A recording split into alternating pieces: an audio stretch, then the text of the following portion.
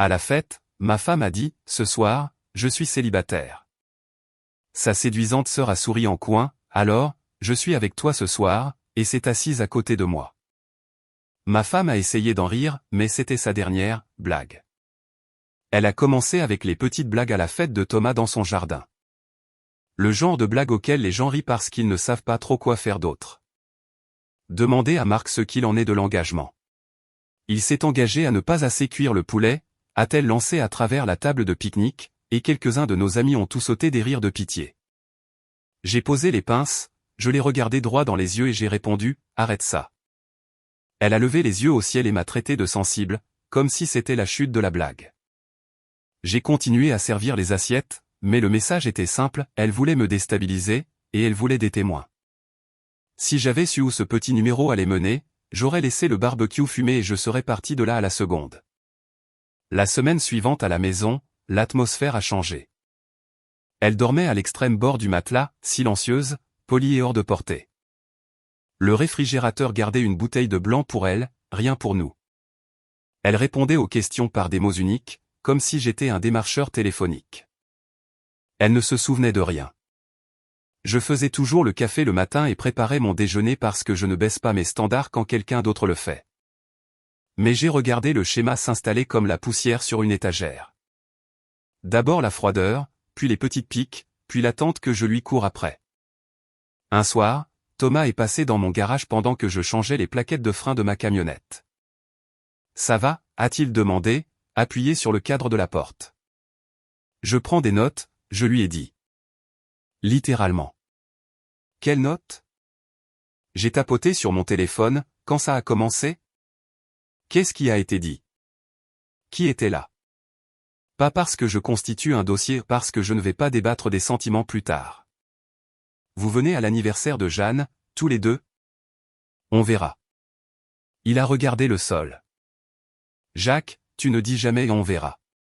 Tu viens toujours. Nouvelle règle, ai-je dit en libérant le disque de frein. Ce soir-là, au dîner, Laure poussait des petits pois dans son assiette comme une enfant qui s'ennuie. Tu n'as pas décongelé le saumon, a-t-elle observé. Tu n'as pas envoyé de message pour dire que tu en voulais, ai-je répondu. C'est du bon sens. Le bon sens, c'est de me dire ce que tu veux quand je suis au magasin. J'ai pris une bouchée du steak que j'avais cuisiné à la place. Au fait, arrête avec les piques en public. Ce n'est pas drôle, et je ne vais pas jouer ce jeu. Alors maintenant, tu ne supportes plus la plaisanterie ? Je la supporte. Je ne supporte pas le manque de respect. Elle s'est penchée en arrière, un verre à la main. Tu es dramatique. Pragmatique, ai-je dit en posant ma fourchette. Encore un spectacle devant nos amis et j'ajusterai ma présence. Ce n'est pas une menace. C'est une mise à jour de mon agenda. Ouah, a-t-elle dit. Tellement effrayant. Ce n'est pas censé l'être, ai-je répliqué. C'est censé être clair. Elle a souri en coin, mais elle a compris, car le lendemain, elle a changé de tactique. Pas de piques ouvertes, juste de la froideur. Elle partait tôt pour le Pilate et rentrait tard. Silencieuse, téléphone face contre la table. Je ne cours pas après les téléphones, je cours après le respect. Quand il n'est pas là, je m'en vais. L'anniversaire de Jeanne tombait un samedi, dans un petit endroit près de la voie verte. J'y suis allé en voiture séparément. Thomas m'a accueilli à la porte. Sois sympa, a-t-il dit. Je le suis toujours, je lui ai dit. Voyons si tes invités le sont. Laure est arrivée avec son amie Sophie, pas avec moi. Elle a salué la salle de bise aérienne, puis a pris un siège en face du mien et a commencé sa comédie légère. Marc chronomètre ses histoires, a-t-elle annoncé à la table. Il est efficace comme ça. Seulement avec les bêtises, ai-je répondu en remuant mon soda. Mais je ferai une exception. Thomas a haussé un sourcil. Les gars. Je me suis tourné vers Laure. Voici la limite. Reste courtoise, ou je me retire. Oh, ça y est, a-t-elle dit en agitant la main. Le manuel de règles. Si tu me traites comme un clown, tu auras le cirque sans moi, je lui ai dit. Un silence est tombé un instant. Elle n'a pas aimé qu'on lui tende un miroir. Le serveur a déposé des ailes de poulet.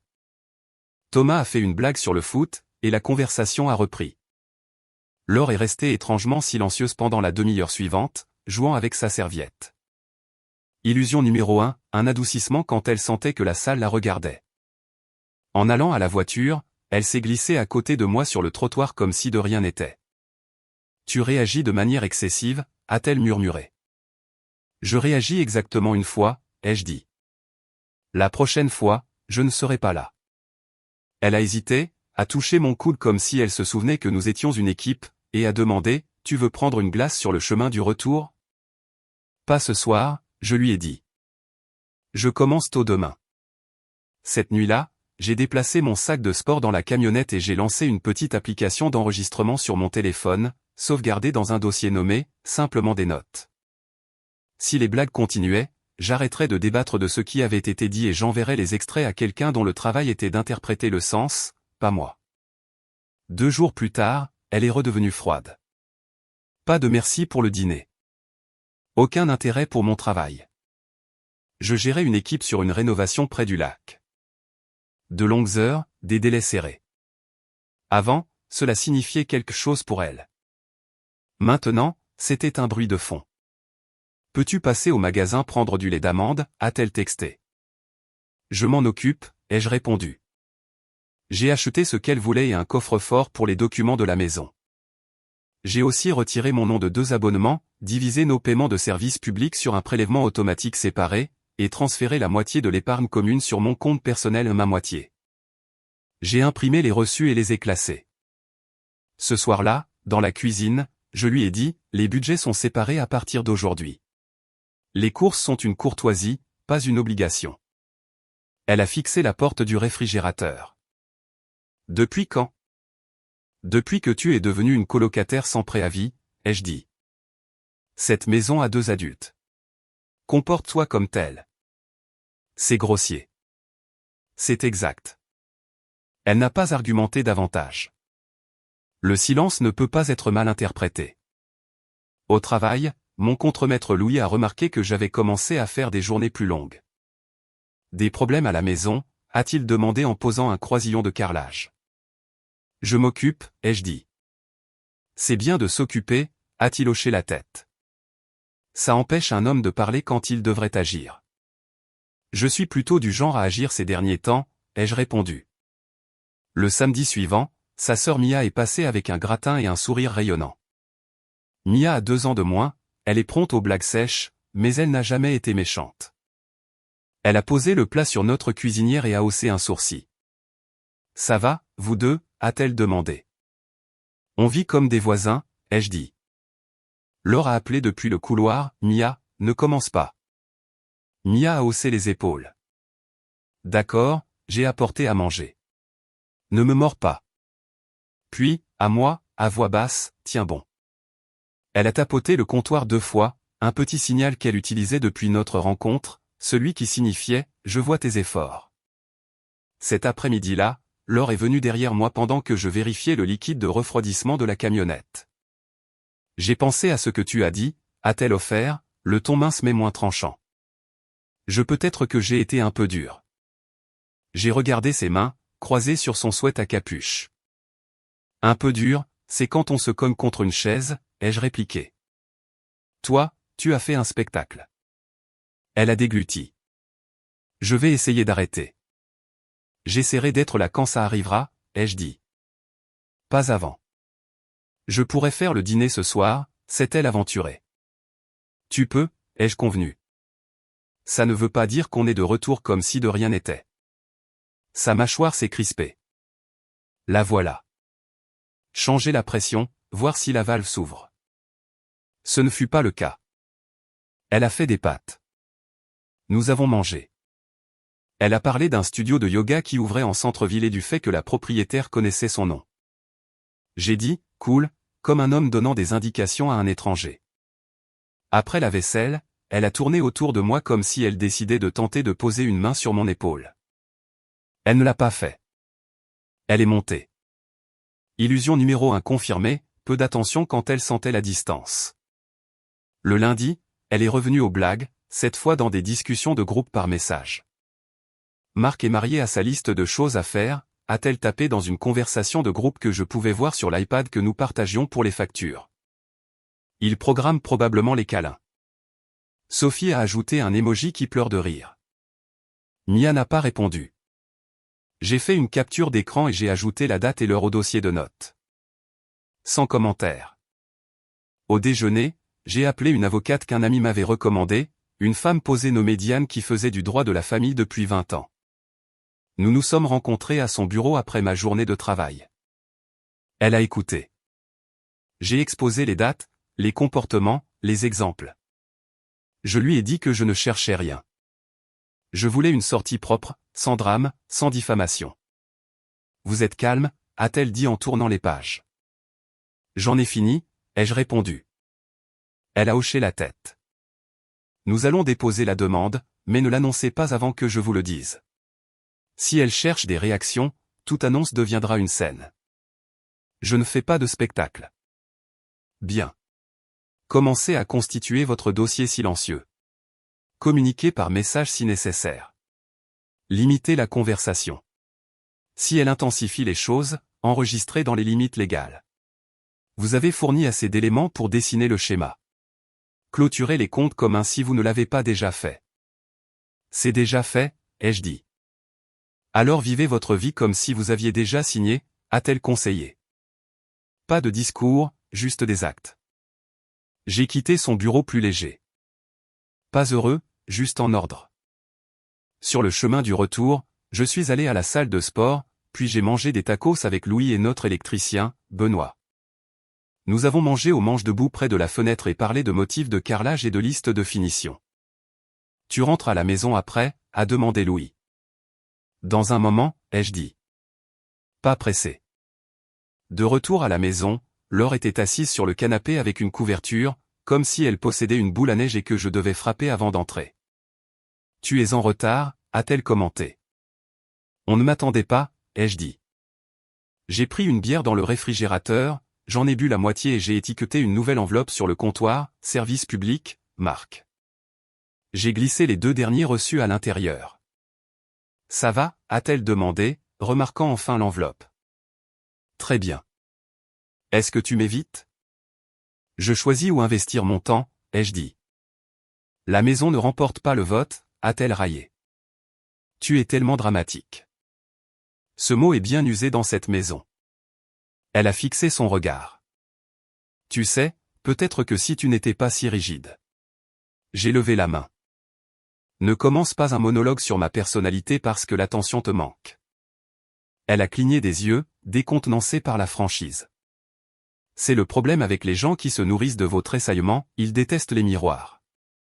Au cours des 2 semaines suivantes, j'ai fait les choses proprement, travail, salle de sport, soirée au garage de Thomas à jouer aux fléchettes, à parler de choses réelles, le toit qu'il devait refaire, les vieux vinyles qu'il avait trouvés dans un vide-grenier. À la maison, je dormais de mon côté du lit sans tendre la main. Nous ne nous disputions pas parce que nous ne parlions pas. Elle a tenté 2 autres piques légères devant des amis. Je les ai enregistrés avec le téléphone sur la table, écran éteint, mémo vocal en marche. Lors d'un dîner, elle a demandé à Marc combien de fois il lustre sa camionnette. C'est sa vraie relation. La table a ricané. J'ai pris une gorgée et j'ai dit d'un ton égal, tu aimes la camionnette quand elle déplace tes cartons. Tu pourras réserver un déménageur la prochaine fois. Ça a fait mouche. Elle est restée silencieuse jusqu'à notre départ. Dans l'allée, sous le lampadaire, elle s'est approchée de moi. Tu m'as mis dans l'embarras. Non, ai-je dit. Tu t'es mise dans l'embarras. J'ai juste mis un point final à ta phrase. Elle a fixé, attendant une explosion de colère qui n'est pas venue. Quand elle n'est pas venue, elle a essayé le levier suivant. Le vendredi suivant, elle m'a appelé au déjeuner.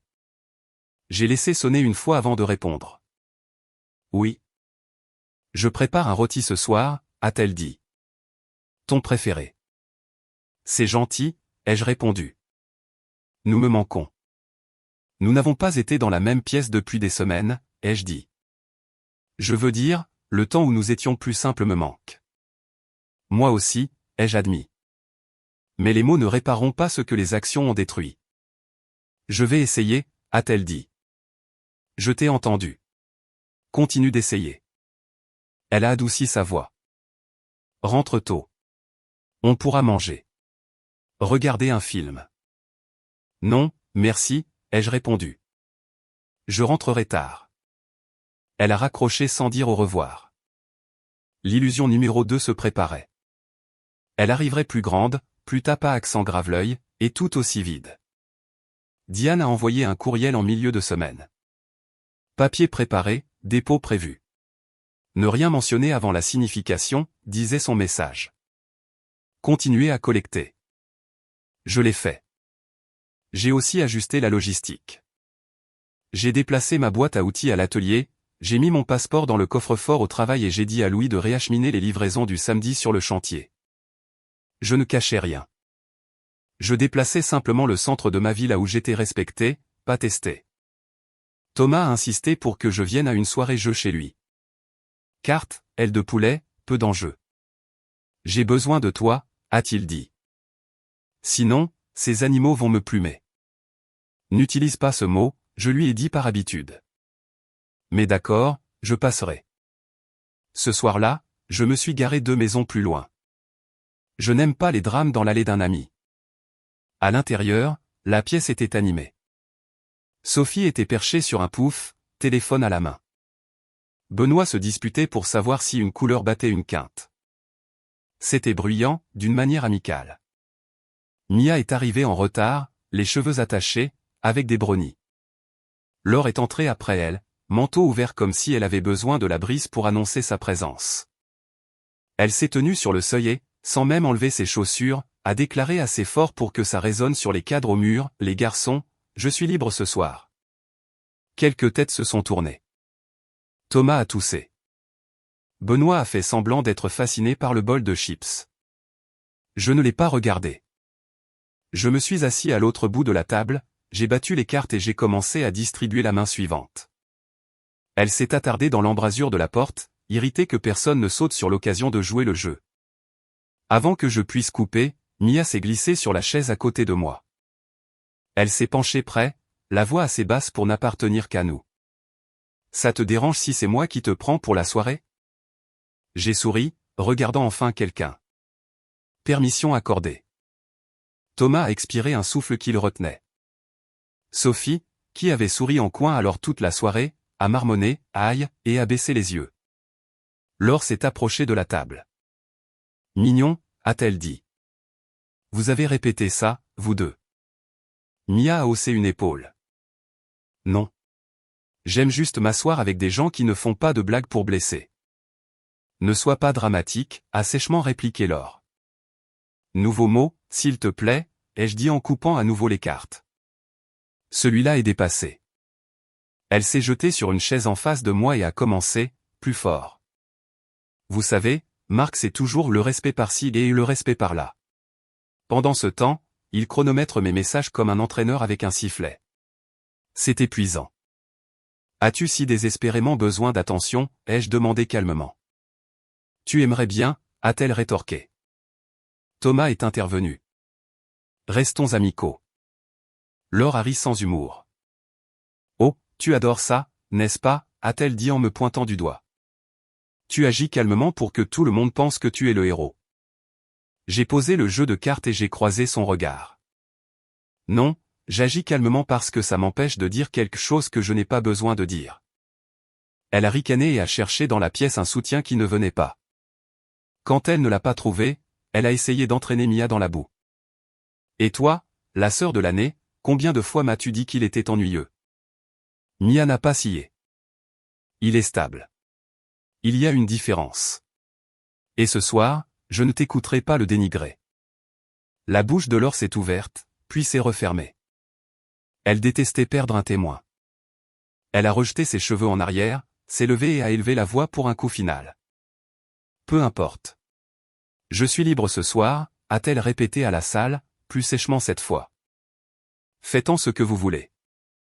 Personne n'a dit un mot. Benoît m'a regardé. Tu joues ou pas, mec? Je joue, ai-je répondu.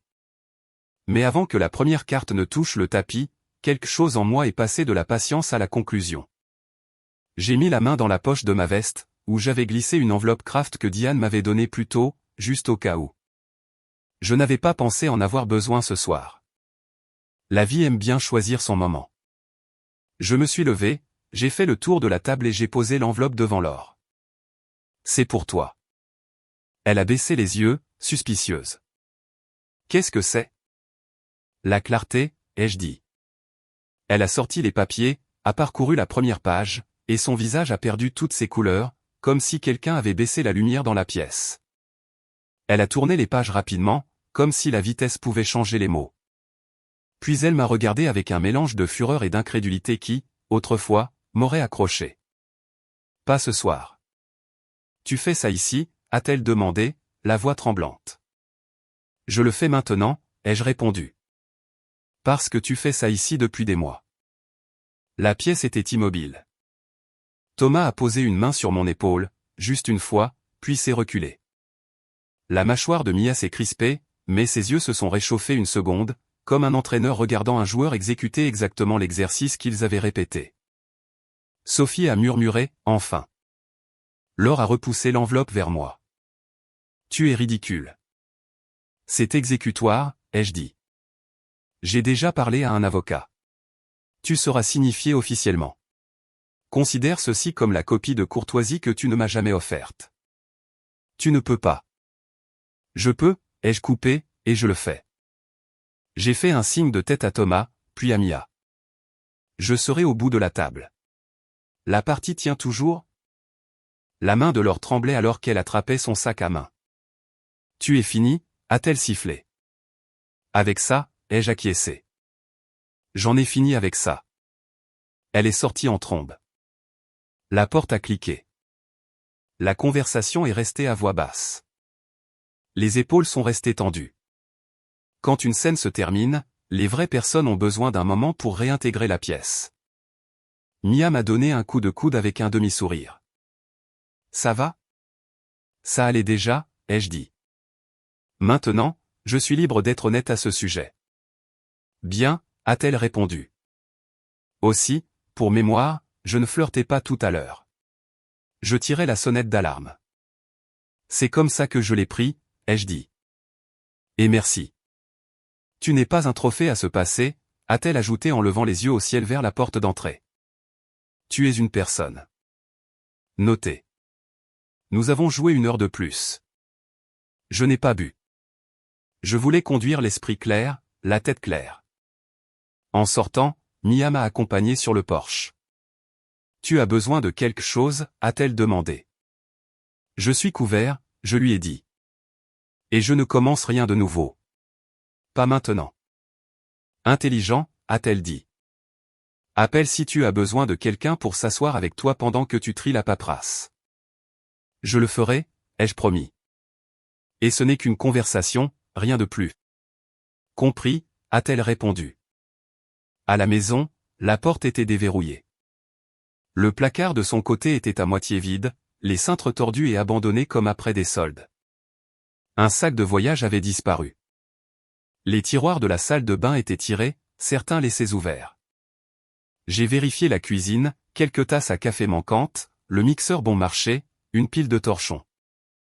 L'enveloppe que je lui avais donnée plus tôt était sur le comptoir, les pages en désordre comme des confettis dont personne ne voulait. J'ai fermé la porte d'entrée et j'ai testé le pêne dormant. Toujours l'ancienne serrure. J'ai envoyé un message à un ami serrurier. Il est passé le lendemain matin et a changé les cylindres. Je lui ai donné de l'argent et une bouteille d'eau.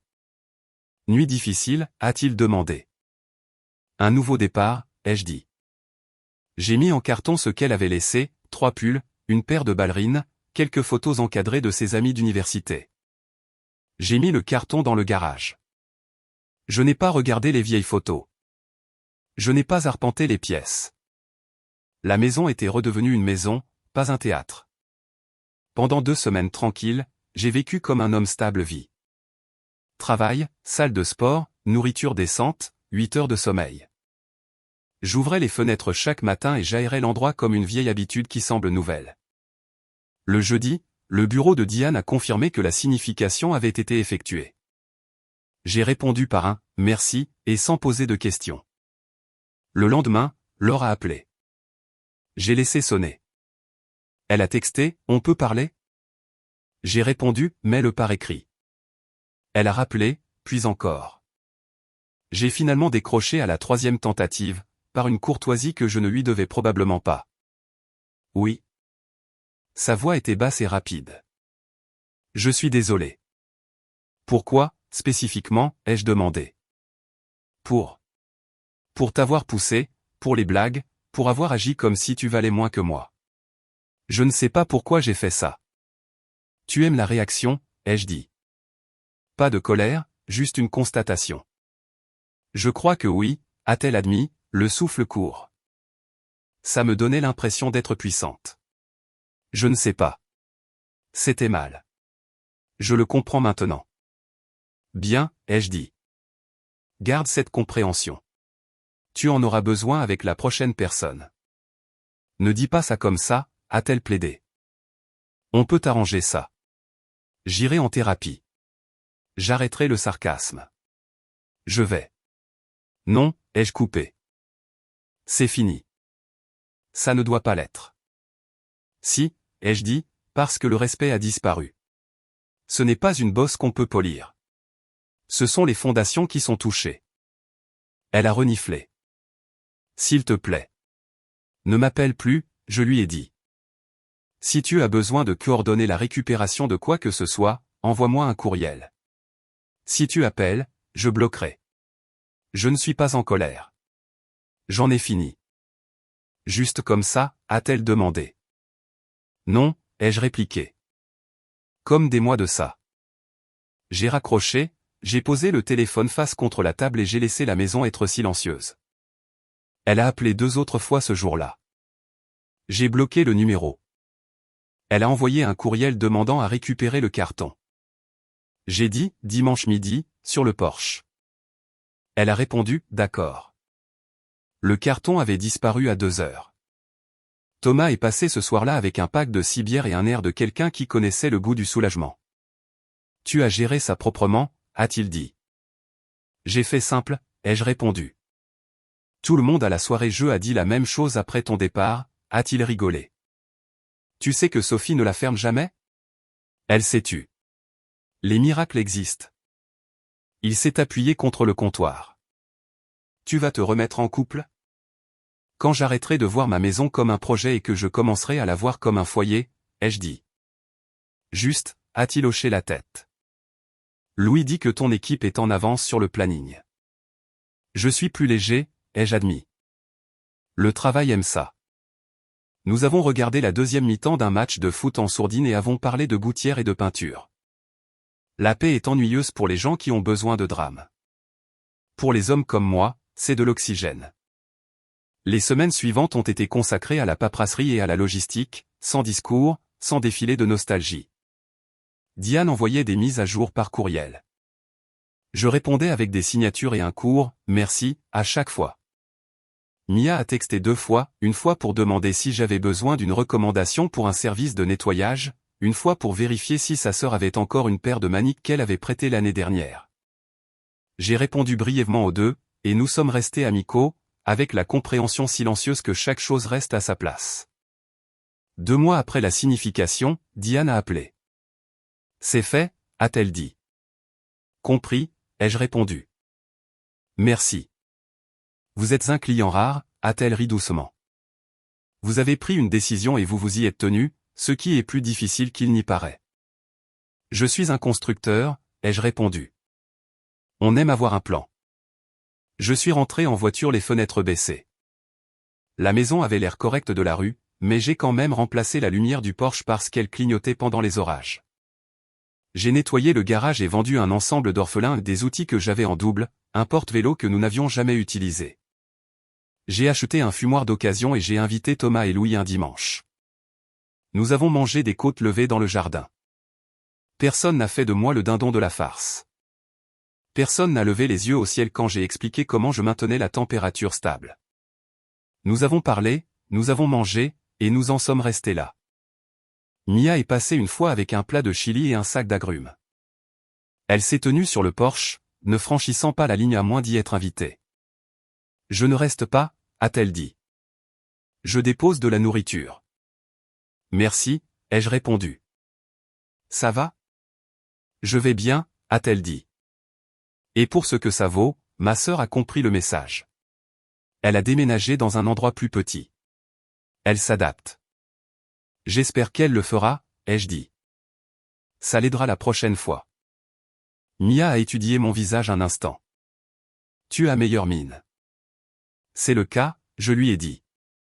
Dis à ta sœur que je lui souhaite le meilleur. Ne lui dis rien d'autre. Je le ferai, a répondu Mia. Prends soin de toi, Marc. C'est ce que je fais, ai-je dit. C'est la différence maintenant. Des mois plus tard, la maison ne ressemblait plus à une scène de théâtre.